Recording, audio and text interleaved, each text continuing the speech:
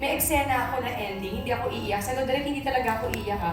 Pero umiiyak ako kasi sabi ko, one thing is for sure, mamimiss ko siyang katrabaho. Ay natapos na yung show. So sabi ko, looking forward ulit ako na makatrabaho ulit siya. So ganun yung pakiramdam na sobrang nakaka-inlove pa rin talagang katrabaho si Will.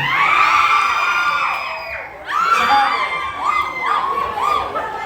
so sa next movie namin, fast forward naman. Alam mo, ang dami naman purot kay Mark. Ilang beses ko naman napanood ng mga fifth, pero like, gusto ko lang i-share na just by watching the trailer, parang ibinabalik niya ako dun sa unang araw kung kailan ikwento sa akin ni Sir Rico ang kwento ito. Nung unang araw, nung binasa ko yung script, at nung araw-araw na sinushoot namin yung pelikula, nakakatuwa na nabigyan buhay talaga yung kwento na ginawa ni Sir Rico. That's why I can't wait to see the final product kasi hindi ko pa rin po napapanood yung kabuuan eh. Talaga? Ito pa lang yung napapanood ko. So, katulad siguro ng mga nakapanood na excited na ako makita yung buong pelikula. Mark. Kahit nung mga drafts pa rin pinapanood namin, tapos pinapanood nila sa akin, sinasabi ko kay Dom, Dad, totoo ba to? Kasi hindi nagsisink in sa akin na, ito na ba yun? Parang nakaka-proud na nakagawa ko ng isang pangarap kong pelikula. Grabe. 2 weeks. Natutuwa ako na ka-eksena ko si Ding Dong. Galing ng bata. Tsaka Enrico, ganda na script ha. Nakakabilib. Nakakagulat. Alam niyo, eto, mapapatawa kayo, mapapaiyak kayo. May isa pa mapapaisip kayo. Yung bang magpapaganon kayo tatamaan kayo, sigurado. Huwag yung katabi ha, yung sa hair na. Panoorin nyo to, hindi kayo magsisisi. Oh wait, Ariel, yung roll mo dito. Ay. Sa trabaho ni Dingdong, ako yung amo niya. Ako yung boss na gano'n. So, meron kami ang trato sa akin ni Dingdong parang father figure. Okay. Gano'n. So, kahit pa paano, medyo may lambing, may konting away, encouragement, gano'n.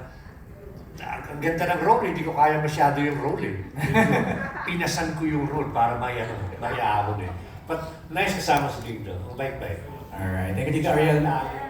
I know. Buhay mag-asawa. Parang ang daming pinagdaanan, no? Nung kanilang mga characters. And I think what's really nice about being a part ng pagsasama ng couples ay of course ang support system ng bawat isa. And we've seen how dramatic, how intense yung role ni Marian dito, na si Mary. So I am one of the best friends. Support system kumbaga, hindi ba sa pelikula na maraming nangyari sa buhay ng main characters, kailangan ng pag-aangklahan, pakikipagtawanan. So, ayun po, masaya po ako na kasama ako dun sa pool of, counsel?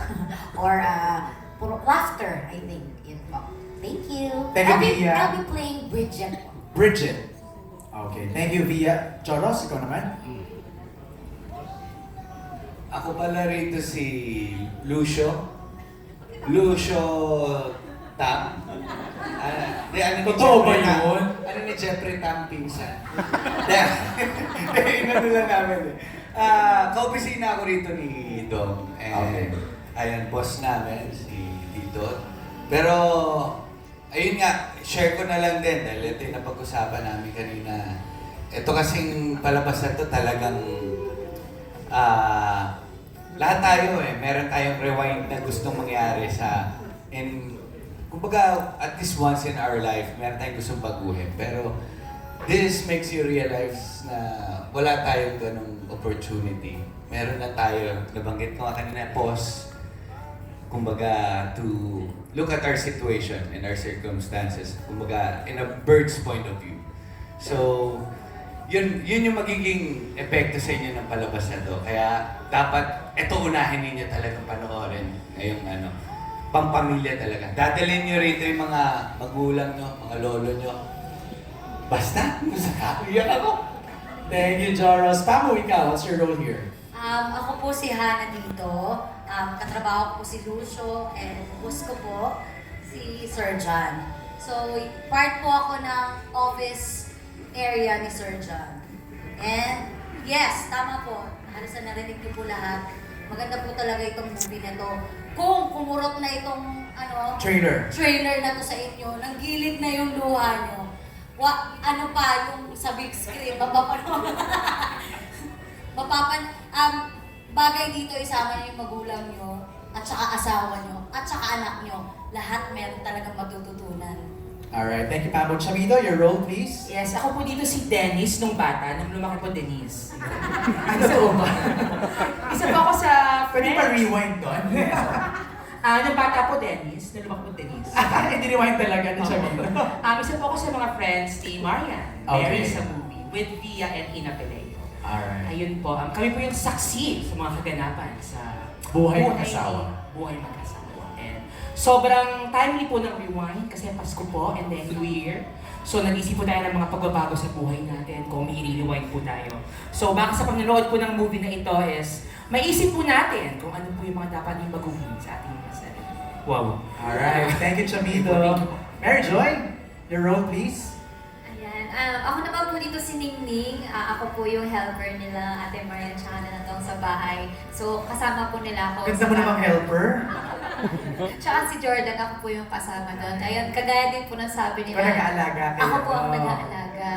Ako po yung, actually, Marites po, hindi lang po Ay, pala totoo ba? Marites na kasambahay po nila.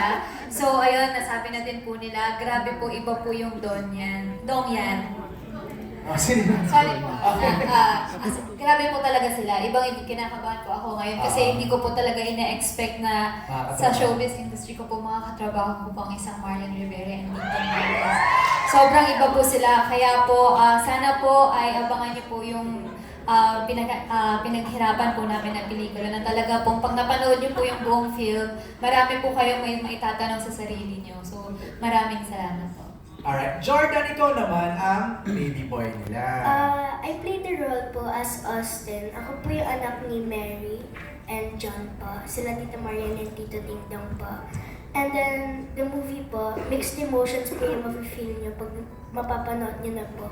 Kasi nakakaiyak po, tsaka nakakatawa po din. Ayun po.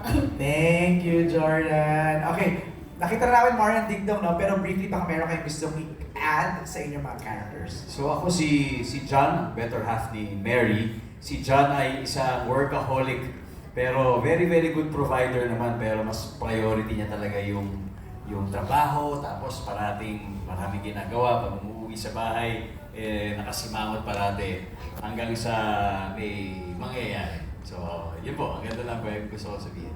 Workaholic si John dito. Si Mary naman. Ayan, si Mary, ang asawa ni John, na handang i-give up lahat, pati ang kanyang pangarap, para lang maintindi ng mabuti ang kanyang asawa at anak.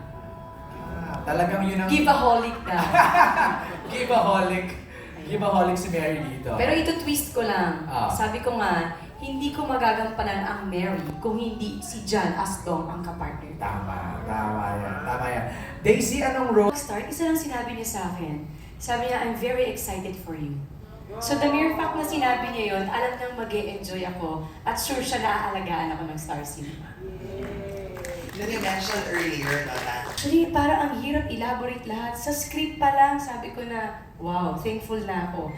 Kasama kong cast, actually, yun yung isa sa maganda sa amin kasi super bonding din kami dito. Parang, yes, nagtatrabaho kami, pero I'm looking forward na every time na papasok ako sa shoot, na makikita ko tong cast na to, ang saya-saya, the Truffle Girls! Hey, Truffle Girls! Yeah. So, nagkaroon ng bonding. Sabi ko nga, yun na lang palagi kong goal eh. Every time nagagawa ko ng isang proyekto, gusto ko nagiging kapamilya ko sila. At nangyari yan dito. And then, sabi ko, bonus pa with Direct May. Tapos kasama ko pa si Dong. Sabi ko nga, sobrang lubos-lubos biyaya talaga na ipinagkaloob talaga to sa akin. So, I'm very blessed. Napaka-thankful ko na ma-experience lahat to. At sabi ko nga, sa kinukwento ni Dong sa akin, sa mga experience niya, sabi ko, Dad, at least ngayon, alam ko na ang pakiramdam.